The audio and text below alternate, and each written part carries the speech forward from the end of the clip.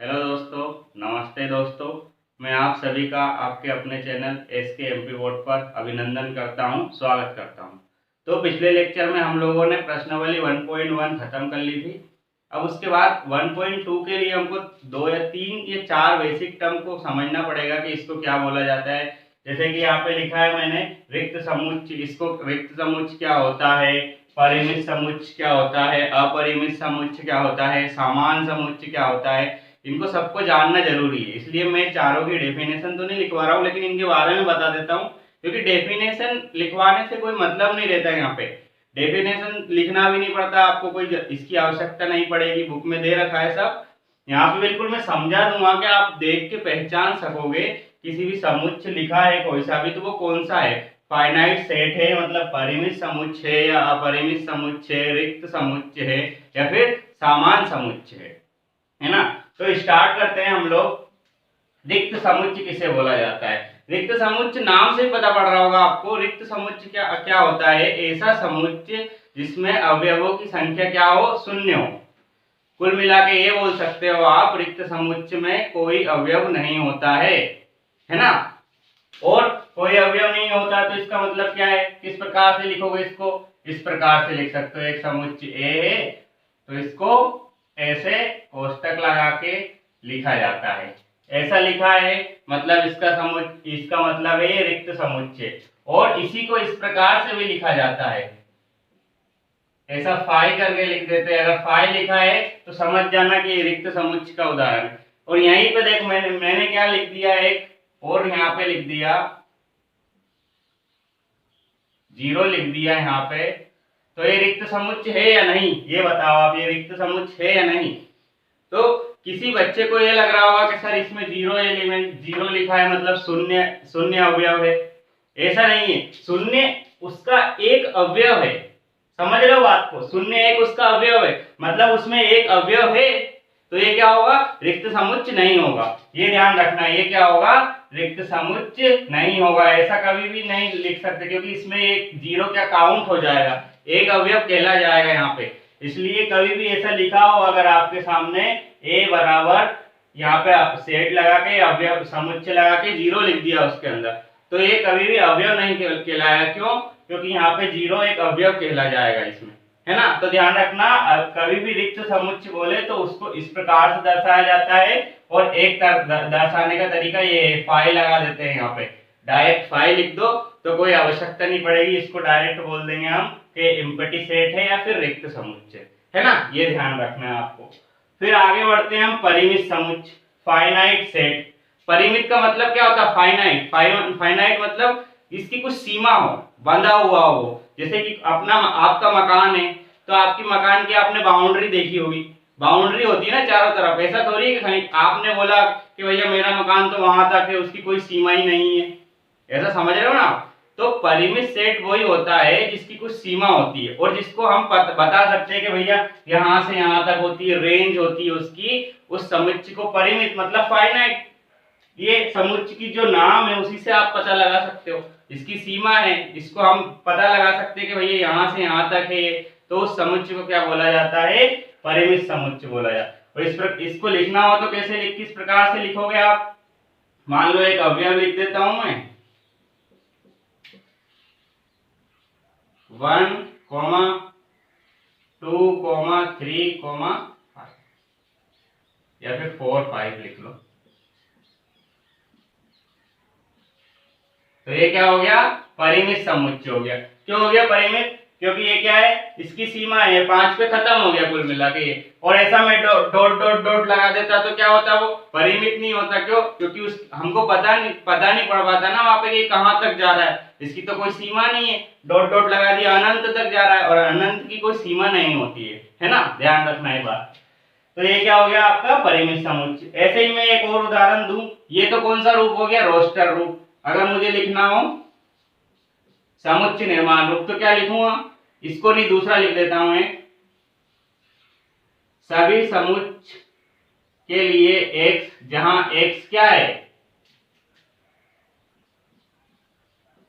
विषम प्राकृत संख्या विषम प्राकृत संख्या है।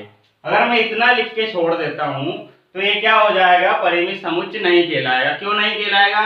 कि विषम प्राकृत संख्या क्या होती है, कहां से, एक से स्टार्ट होती है, फिर एक के बाद 3, फिर 5, फिर क्या होगा 7, ऐसे और अनंत तक जाती है।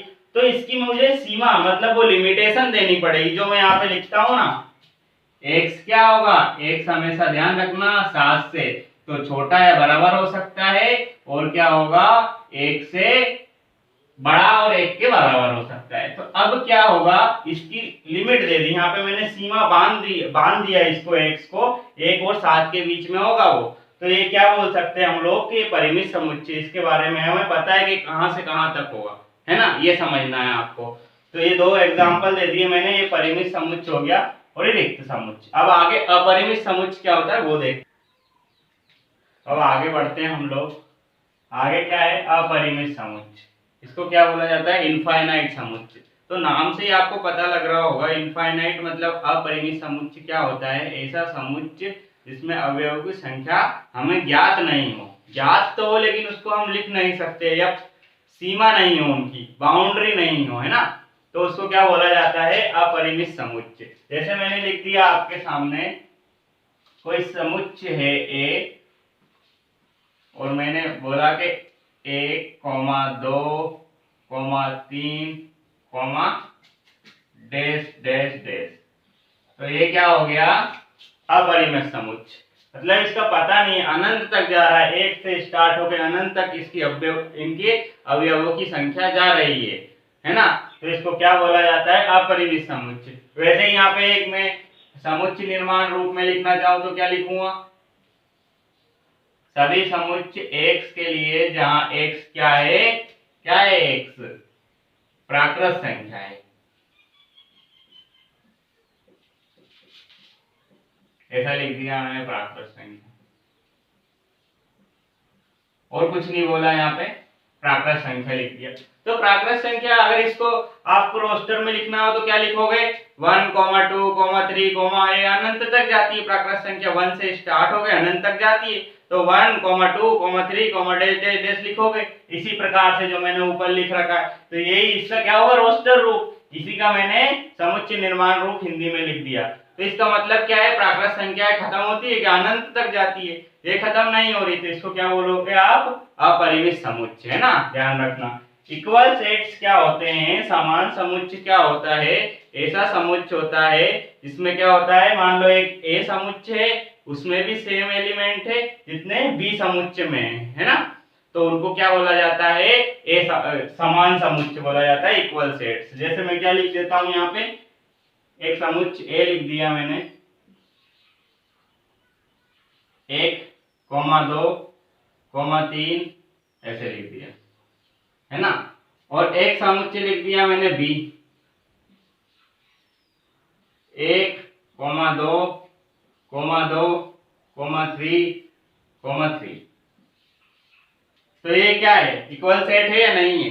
इसमें देखो अवयवों की संख्या 1, 2, 3, इसमें 1, 2, 2, 3, 3, तो आपको मैंने क्या बताया है, लिख सकते इस प्रकार से, लेकिन इस प्रकार से माना नहीं जाता समुच्चय को, तो इसको लिखना होगा तो कैसे लिखेंगे आप, क्योंकि समुच्चय में क्या होता है, अवयवों का पुनरावृत्ति नहीं होती, मतलब रिपीटेशन नहीं होता है उसमें, इसलिए इसको क्या लिखेंगे, 1, 2, 3, तो ये क्या हो जाएंगे, दोनों इक्वल सेट, ए बराबर बी आप लिख सकते हो, तो ये क्या हो जाएंगे, दोनों समान समुच्चय हो जाएंगे। तो ये आपको नोट डाउन करना है।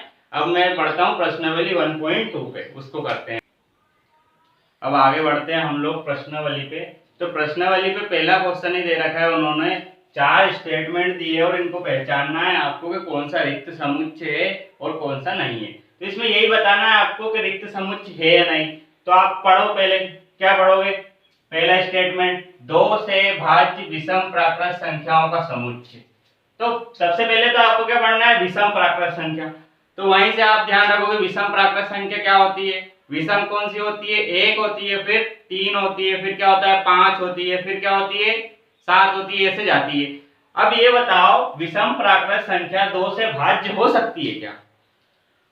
विषम प्राकृत संख्या कौन सी होती है? 1 होती है, फिर 3 होती है, फिर 5 होती है, ऐसे जाती जाती है ना।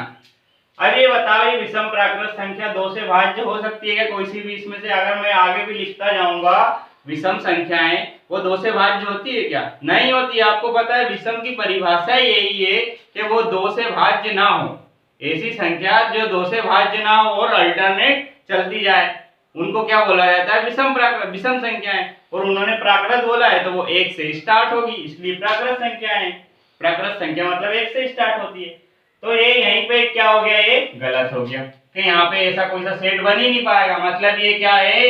रिक्त समुच्चय। इसमें अवयवों की संख्या क्या है? कुछ नहीं है। इस प्रकार से दर्शाओगे इसको, ए मानो तो क्या होगा? ए में क्या होगा? कोई समुच्चय, कोई अवयव नहीं होगा। या फिर इसको आप किस प्रकार से लिख सकते हो? ऐसे फाई बना के लिख सकते हो। तो उन्होंने पूछा था रिक्त समुच्चय कौन सा है, तो ये वाला है। इसको क्या बोलोगे? ये रिक्त समुच्चय। इसमें कोई अवयव नहीं है, मतलब ये रिक्त समुच्चय। और अवयव क्यों नहीं है? उन्होंने कंडीशन क्या बोली? 2 से भाज्य विषम प्राकृत संख्या। तो हम जानते हैं विषम प्राकृत संख्या ये होती है, लेकिन इनको 2 से भाज्य करके लिखना हो तो हम 2 से भाज्य कर ही नहीं सकते इनको, है ना। तो ये क्या हो जाएगा? रिक्त समुच्चय हो जाएगा। अब सेकेंड पढ़ो, सम अभाज्य संख्याओं का समुच्चय। अभाज्य संख्याएं और क्या बोला है? सम। सम संख्या कौन कौन सी होती है? 2 होती है, 4 होती है, 6 होती है। पता है ना क्या क्या होती है? 2 होती है, 4 होती है, फिर 6 होती है, ऐसे जाती है सम संख्याएं। और उन्होंने क्या बोला है? सम अभाज्य संख्या। ऐसी संख्या सम संख्या होनी चाहिए और वो अभाज्य भी होना चाहिए। अभाज्य मतलब क्या होता है? उसमें किसका भाग चला जाना चाहिए, किसका भाग नहीं जाना चाहिए? खुद का और एक का छोड़ के किसी का भाग नहीं जाना चाहिए। मान लो मैंने यहाँ पे 4 लिखा, तो 4 क्या है? भाज्य संख्या है। क्यों? क्योंकि इसमें 2 का भाग चला जाता है।